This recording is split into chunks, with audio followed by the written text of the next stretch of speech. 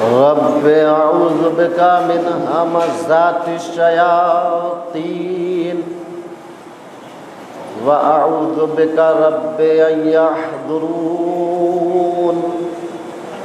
لا حول ولا قوة الا باللہ العلی العظیم حسبنا اللہ ونعم الوکیل نعم المولا ونعم النصیر بسم اللہ الرحمن الرحیم الحمد للہ الذی هدانا لهذا وما كنا لنهتدي لولا أن هدانا الله لقد جاءت رسل ربنا بالحق ثم الصلاة والسلام والتحية والإكرام على النبي الأمي المكي المدني القرشي الهاشمي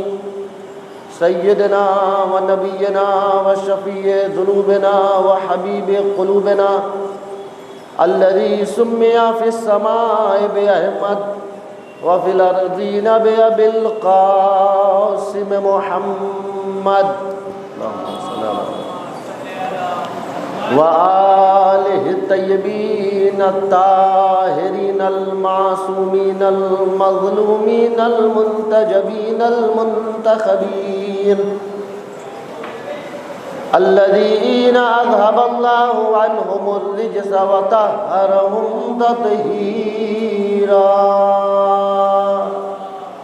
صلی علی محمد واللعنة الدائمة الباقية على أعدائهم أجمعين من الآن إلى صباح يوم الدين أما بعد فقد قال الله تبارك وتعالى في كتابه المبين بسم الله الرحمن الرحيم يا أيها الذين آمنوا كتب عليكم الصيام كما كتب على الذين من قبلكم لعلكم تتقون صلوات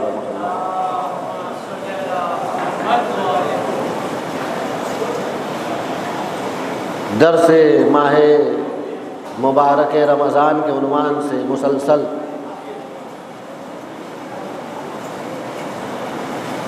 سلسلہ جاری و ساری ہے اور ماہ مبارک رمضان ہم سے کیا چاہتا ہے، ماہ مبارک رمضان کا ہدف و مقصد کیا ہے۔ اور آج ہم ماہ مبارک رمضان کے نیمے تک پہنچ گئے، یعنی آج 15 تاریخ ہے۔ 15 تاریخ یعنی ہمارے اور آپ کے دوسرے امام فرزند علی و بطول نواسۂ اکبر رسول امام حسن مجتبی سلام اللہ علیہ کی ولادت کا روز ہے۔ اللہم صلی علی محمد و آل محمد۔ امام حسن کی ولادت کا روز ہے، لہذا آج اس درس کو کوشش ہوگی کہ محفل میں اور جشن میں تبدیل کیا جائے، وہ بھی امام حسن علیہ السلام کی سیرت کی روشنی میں۔ لہذا چند نمونے امام حسن علیہ السلام کی سیرت کے۔ امام حسن علیہ السلام کا ماہ مبارک رمضان سے بڑا گہرا ربط ہے۔ شاید کل کے درس میں میں نے کہا تھا بڑا گہرا ربط ہے، قرآن سے بھی بڑا گہرا ربط ہے، ماہ مبارک رمضان سے بھی بڑا گہرا ربط ہے۔ اور کیوں نہ ہو، جس مہینے میں قرآن دنیا میں آیا ہے، قرآن کا نزول ہوا ہے، اسی مہینے میں یہ قرآن بھی آغوش فاطمہ میں آیا ہے۔ جس مہینے کو ماہ رمضان کہا جاتا ہے، اس مہینے میں ہمارے امام کی ولادت ہوئی ہے۔ لہذا ماہ مبارک سے بھی ربط ہے، قرآن سے بھی ربط ہے، اور خود ماہ مبارک جو اللہ نے جس مہینے میں ہم پر روزہ فرض کیا ہے تاکہ ہمیں متقی بنا دے، ہم متقی اور پرہیزگار بن جائیں، تو ہمارے امام نے ماہ مبارک رمضان کا ہدف اپنی حدیث میں بیان کیا۔ ماہ مبارک رمضان کیا ہے؟ امام حسن فرماتے ہیں ان اللہ جعل شہر رمضان مضمارا لخلقہ یستبقون فیہ بطاعتہ الی مرضاتہ فسبق قوم ففازوا وقصر آخرون فخابوا۔ آپ آیت مسلسل سن رہے ہیں، یا ایھا الذین آمنوا کتب علیکم الصیام، اے صاحبان ایمان تم پر روزہ واجب کیا گیا، تم پر روزہ فرض کیا گیا اس لیے کہ تم متقی بن جاؤ۔ ماہ مبارک رمضان کو امام حسن نے ایک مسابقے کے میدان سے تعبیر کیا ہے۔ امام حسن نے کہا اللہ نے ماہ رمضان کو مسابقے کا، مقابلے کا ایک میدان بنایا ہے۔ مسابقے میں کیا ہوتا ہے؟ مقابلے میں کیا ہوتا ہے؟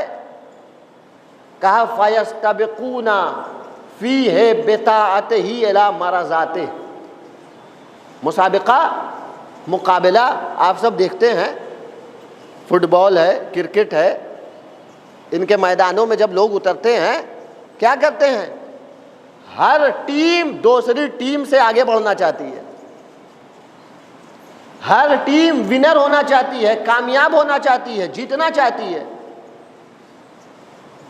یہ ماہ مبارک رمضان بھی مسابقے کا میدان ہے۔ امام نے فرمایا مسابقے کا میدان، مقابلے کا میدان ہے۔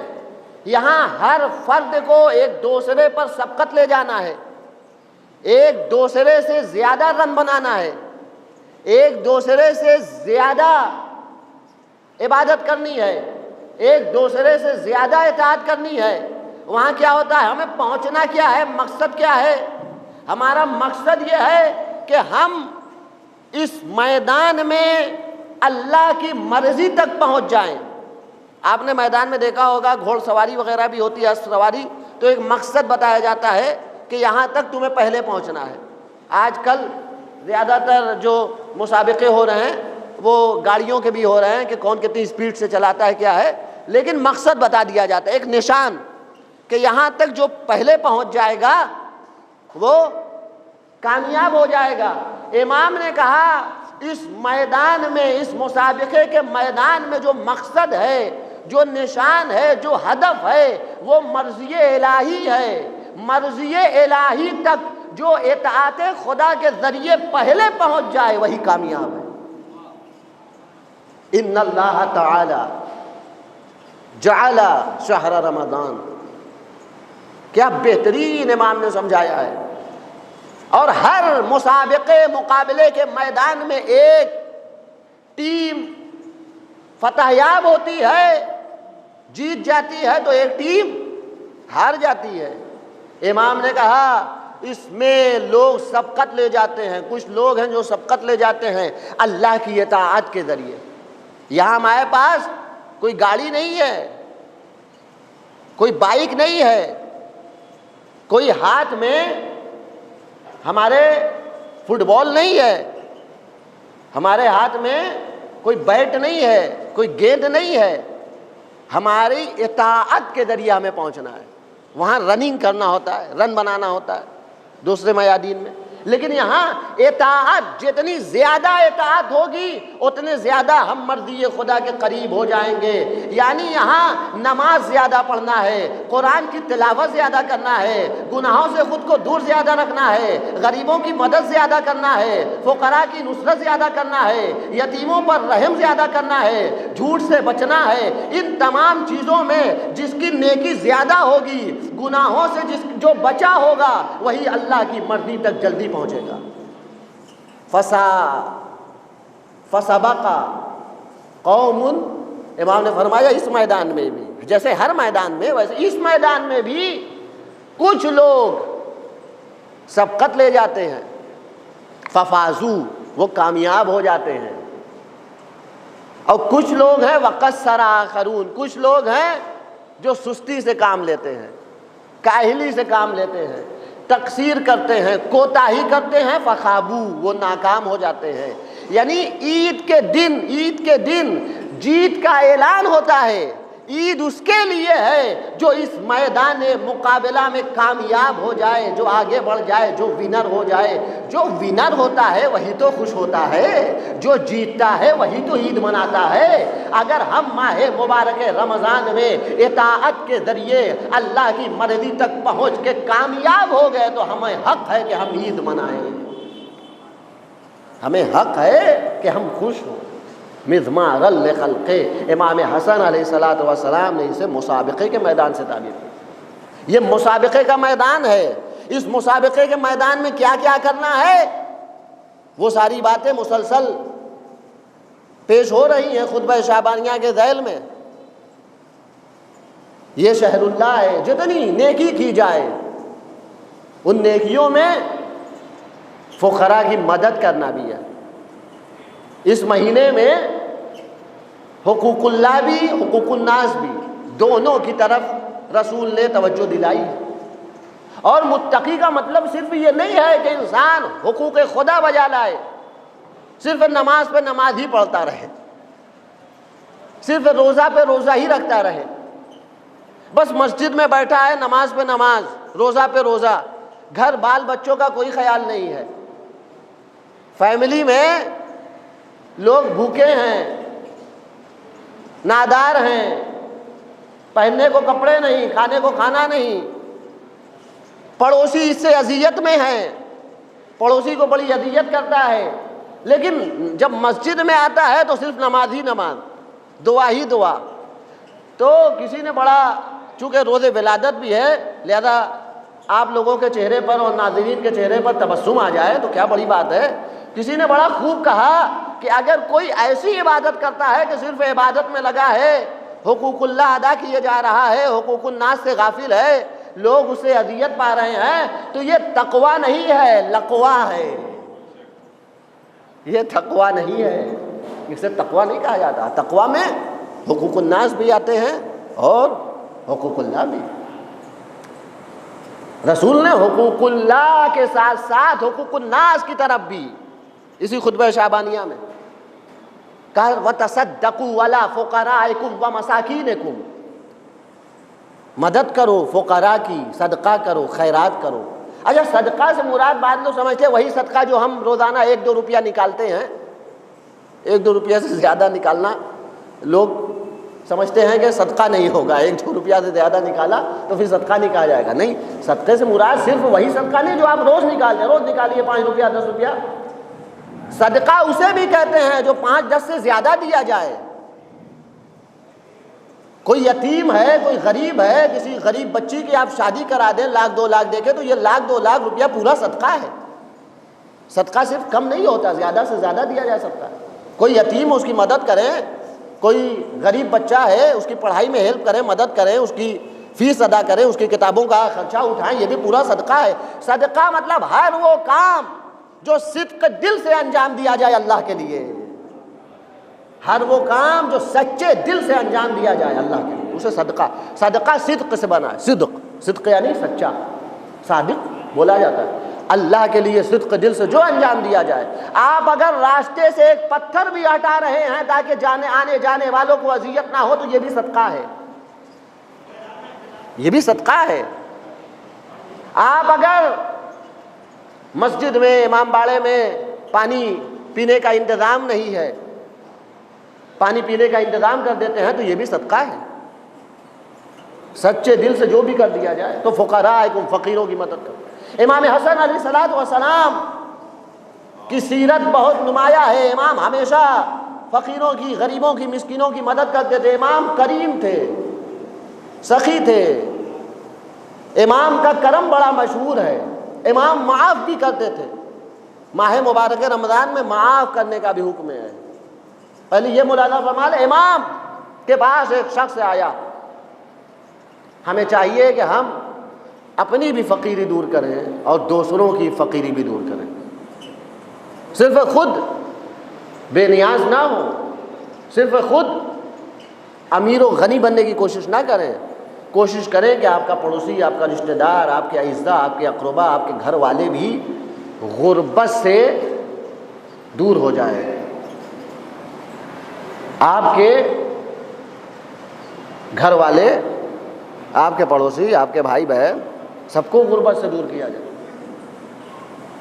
آیا کہنے لگا، اے مولا، اے امام حسن، میرے دشمن سے انتقام لیجئے، میرے دشمن سے قصاص لیجئے، انتقام لیجئے، بڑا ظالم ہے میرا دشمن، بڑا ظالم ہے. لا یوقر الشیخ الکبیر ولا یرحم الطفل الصغیر. اتنا ظالم ہے اے مولا میرا دشمن کہ بزرگوں کا احترام نہیں کرتا اور بچوں پر رحم نہیں کھاتا. امام نے کہا، من خصمک حتی ان تصف لک من. اتنا بڑا تمہارا دشمن، بچوں پہ رحم نہیں کرتا، بزرگوں کا احترام نہیں کرتا، بڑا ظالم ہے. ہے کون تمہارا دشمن؟ من خصمک، بتاؤ تو تمہارا دشمن کون ہے تاکہ میں اس سے انتقام لوں. تو اس نے کہا، الفقر، فقیری میرا دشمن، غربت میری دشمن، ناداری میری دشمن، محتاجگی میری دشمن. امام حسن علیہ السلام نے جب یہ سنا، فوراً اپنے غلام اور اپنے خادم سے کہا، جو تمہارے پاس موجود ہے لے آؤ، جتنا موجود ہے لے آؤ. دیکھیے کوئی حد نہیں بتائی کہ اتنا لے آؤ، کہا جو موجود ہے لے آؤ. خادم گیا، گھر میں گیا اور مولا کے گھر سے، مولا کے حجرے سے، مولا کے کمرے سے 5000 دینار کی تھیلی لے آیا. 5000 درہم کی تھیلی لے آیا. درہم چاندی کے سکے کو کہا جاتا ہے. مولا نے اسے دے دیا. بھائی ہم اور آپ ہوں تو کہیں چلو آج دے دیا، اب چھٹکارا ملے. دل میں یہی ہوگا کہ اگلے بار یہ میرے دروازے پہ نہ آئے.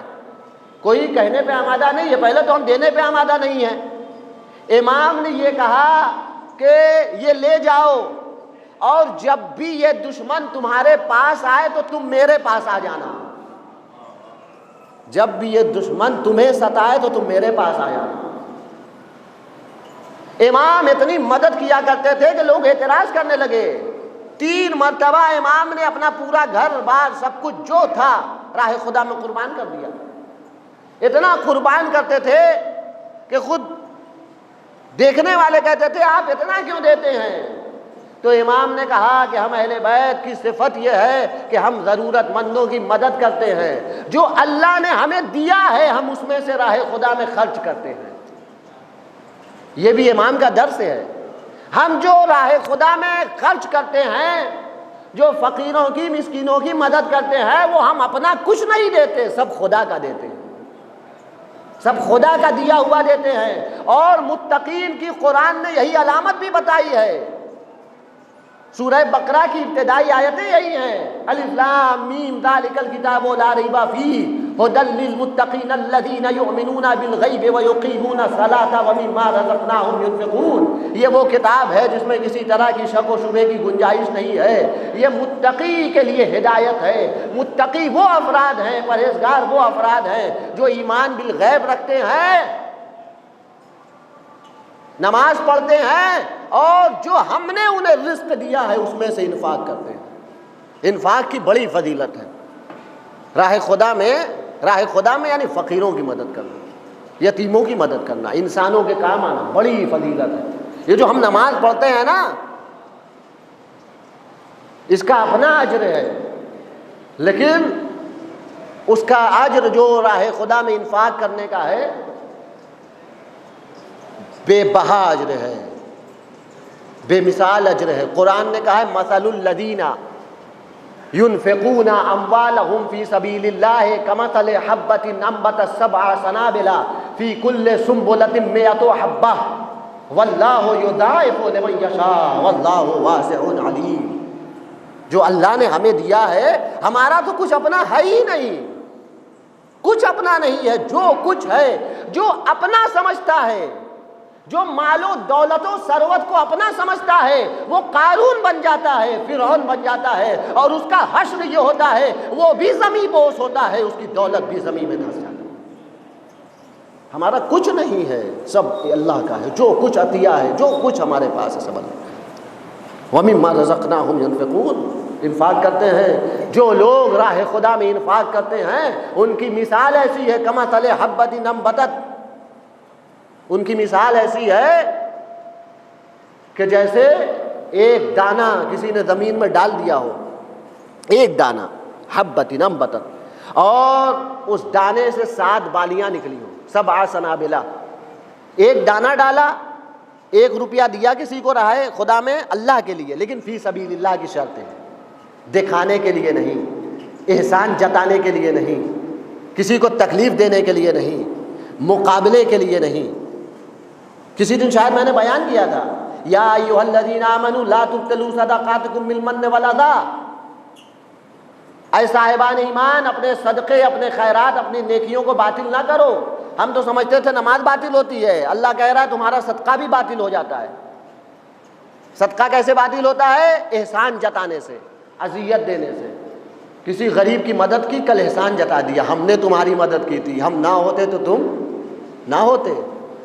اسے اذیت دے رہے ہیں، ستا رہے ہیں، اسے نظر حقارت سے دیکھ رہے ہیں، اس لیے کہ آپ نے اس کی مدد کی تھی تو تمہارا صدقہ باطل ہو گیا۔ اللہ کے ہاں کچھ لکھا نہیں ہے، سب باطل ہو گیا، ختم ہو گیا، برباد ہو گیا۔ کمثل حبۃ، لیکن جو اللہ کی راہ میں انفاق کرتا ہے، ایک دانہ، 1 روپیہ دیا، کمثل حبۃ انبتت 7 سنابلہ، ایسا ہے جیسے اس دانے سے 7 بالیاں نکلی، 7 گنا ہو گیا، ثواب 7 گنا ہوا نا، ایک ڈالا تھا 7۔ یہیں پہ ختم نہیں ہوا، قرآن ہے، قرآن کہا پھر ان 7 بالیوں میں فی کل سنبلۃ مئۃ حبہ، اور ہر بالی میں 100 دانے اگائے۔ کتنا ہوا؟ 700۔ ایک دانے کا اللہ نے 700 گنا ثواب دیا ہے۔ لیکن اللہ کے لیے اگر انفاق کیا جائے، راہ خدا میں خوشنودی خدا کے لیے مدد کی جائے تو 700 اجر ملتا ہے، 700 گنا ثواب ملتا ہے۔ پھر کہتا واللہ یضاعف لمن یشاء، اور صرف یہی 700 نہیں، یہ تو ہمیں اور آپ کو سمجھانے کے لیے ہے۔ اللہ کے پاس تو زمین و آسمان کا خزانہ ہے نا، وَلِلَّهِ خَزَائِنُ السَّمَاوَاتِ وَالْأَرْضِ، اللہ زمین و آسمان کے خزانوں کا مالک ہے۔ وَاللَّهُ يُضَاعِفُ لِمَن يَشَاءُ، اللہ اس 700 کا بھی 2 گنا کر سکتا ہے، اس سے بھی زیادہ کر سکتا ہے۔ وَاللَّهُ وَاسِعٌ عَلِيمٌ، اللہ وسعت عطا کرنے والا ہے، جاننے والا ہے۔ یعنی کم سے کم جو نیکی ہے، جو ثواب ہے انفاق کا، وہ 700 گنا ہے۔ اب اس سے زیادہ اللہ جتنا چاہے دے دے۔ امام حسن علیہ الصلوۃ والسلام کریم تھے، امام حسن علیہ الصلوۃ والسلام ہمیشہ مدد کیا کرتے تھے۔ امام حسن علیہ الصلوۃ والسلام یتیم پرور تھے۔ امام حسن علیہ الصلوۃ والسلام قرآن سے بہت مانوس تھے۔ بس چونکہ وقت تمام ہو رہا ہے، امام کی سیرت کے پہلو اور امام کی سیرت بیان نہیں ہو سکتی 20-25 منٹ میں، لیکن ایک سیرت اگر بیان ہو جائے اور ہم اسے اپنے عمل میں ڈال لیں تو یہی ہماری کامیابی ہے۔ ہم اگر عمل کرنے لگے، امام چونکہ قرآن کا مہینہ ہے لہذا بس 1 منٹ میں، امام قرآن سے اتنا مانوس تھے، اتنا مانوس تھے، جب بھی بستر خواب پر جاتے تھے سورہ کہف کی تلاوت کر کے سویا کرتے تھے، اور مسلسل قرآن کی تلاوت کرتے تھے، اور اس طرح قرآن کی تلاوت کیا کرتے تھے کہ جہاں یا ایھا الذین آمنوا آتا تھا فوراً کہتے تھے لبیک اللہم لبیک، میرے پروردگار تیرا بندہ حاضر ہے۔ یا ایھا الذین آمنوا، خدا خطاب کر رہا ہے، خدا پکار رہا ہے صاحبان ایمان۔ خدا پکارے اور کیسے ہو سکتا ہے خدا والے لبیک نہ کہیں؟ لہذا ہمیں اللہ توفیق دے کہ ہم خدا کی ہر آواز پر لبیک کہیں۔ اے میرے پروردگار ہمیں توفیق عطا فرما کہ ہم ماہ مبارک رمضان میں زیادہ سے زیادہ تیری اطاعت کر کے تیری مرضی خرید سکیں۔ تیری مرضی حاصل کر سکے۔ پروردگار محمد و آل محمد کا واسطہ، خصوصاً کریم اہل بیت امام حسن کا واسطہ، ماہ مبارک رمضان کا نیمہ یعنی نصف گزر چکا ہے اور نصف باقی ہے۔ میرے پروردگار اگر ابھی تک ہماری مغفرت نہیں فرمائی ہے تو ہمارے گناہوں کو آنے والے دنوں میں معاف فرما۔ اے میرے پروردگار ہمارے والدین کی مغفرت فرما، جن کے والدین اس دنیا سے چلے گئے ان کی مغفرت فرما، ان کو جوار معصومین علیہ الصلوۃ والسلام میں جگہ عنایت فرما، جن لوگوں نے دعاؤں کی گزارش کی ہے ان کی دعاؤں کو قبول فرما۔ اے میرے پروردگار جو فقر و فاقے سے گزر رہے ہیں انہیں آسودہ خاطر فرما۔ اے میرے پروردگار کریم اہل بیت کا واسطہ جو غریب ہیں ان کو غنی بنا دے، جو فقیر ہیں نادار ہیں ان کو دولت سے نواز، اور اپنی ایسی دولت سے نواز جو تیری اطاعت سے دور نہ ہو سکے۔ اے میرے پروردگار محمد و آل محمد کا واسطہ جو بے روزگار ہیں انہیں روزی روزگار عطا فرما، جو برسر روزگار ان کے روزی روزگار میں برکت عنایت فرما۔ اے میرے پروردگار پرچم اسلام کو سربلند فرما، تمام ظالموں کو نیست و نابود فرما، مظلوموں کی مدد فرما۔ اے میرے پروردگار دعاؤں میں دعا یہ ہے جس امام کا روز ولادت ہے اس امام کا مرقد، اس امام کا مزار بے سایہ ہے، کوئی سایہ نہیں ہے، اس امام کی والدہ کا مزار بھی بے سایہ ہے، یعنی جنت البقیع کی تعمیری کے اسباب فراہم فرما۔ اے میرے پروردگار دعاؤں میں دعا ہے ہماری عید آنے والی ہے نا، ہماری وہ عید ہو جائے جو ہم شیعان حیدر کرار کی اصل عید ہے، ہمیں دیدار امام زمانہ ہو جائے تاکہ ہماری اصلی عید ہو جائے۔ امام زمانہ کے ظہور میں تعجیل فرما اور ان کے اعوان و انصار شمار ربنا اللہم صل علی محمد وآل محمد۔ بسم اللہ الرحمن الرحیم۔ ان اللہ وملائکتہ یصلون علی النبی یا ایہا الذین آمنوا صلوا علیہ وسلموا تسلیما۔